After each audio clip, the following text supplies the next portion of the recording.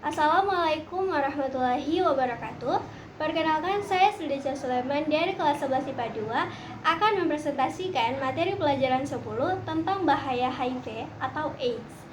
Tujuan pembelajarannya yang pertama, memahami bahaya HIV atau AIDS, memahami cara penularan HIV atau AIDS, memahami cara mencegah penularan virus HIV/AIDS. Bagian A, bahaya HIV atau AIDS.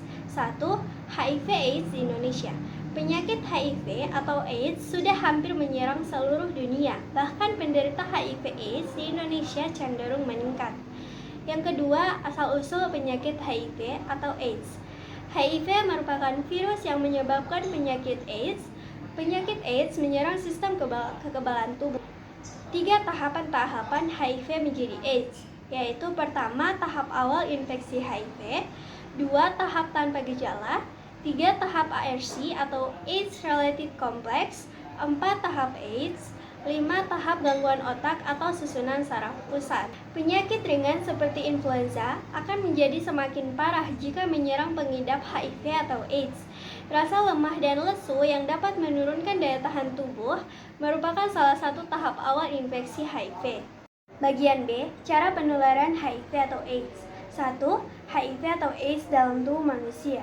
HIV/AIDS dalam tubuh manusia menyerang sel darah merah, yaitu limfosit T4, yang sangat berperan penting dalam pengaturan sistem kekebalan tubuh atau imunitas. 2. Masa inkubasi HIV atau AIDS. Masa inkubasi adalah jangka waktu setelah terjadinya penularan sampai dengan timbulnya gejala penyakit. Penularan HIV/AIDS dapat terjadi melalui cara-cara berikut: hubungan kelamin, donor organ atau transplantasi, cairan tubuh, ibu hamil, alat-alat medis, dan transfusi darah.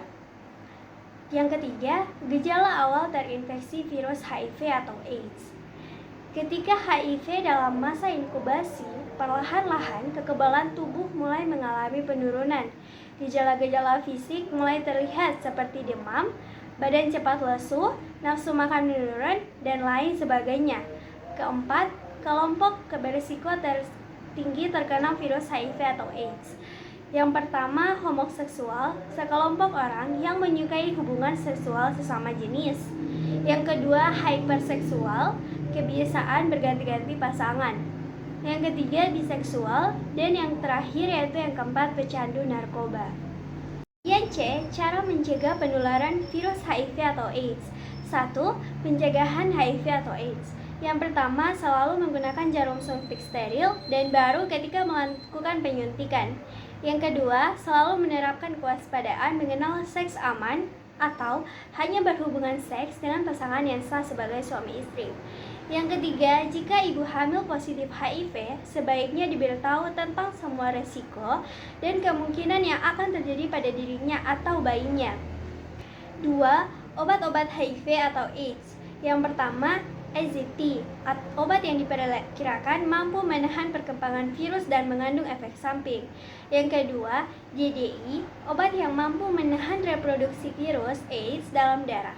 Dan yang terakhir yaitu DDC, obat yang dapat menahan perkembangan virus AIDS. Sekian presentasi materi pelajaran 10 tentang bahaya HIV/AIDS dari saya. Terima kasih. Wassalamualaikum warahmatullahi wabarakatuh.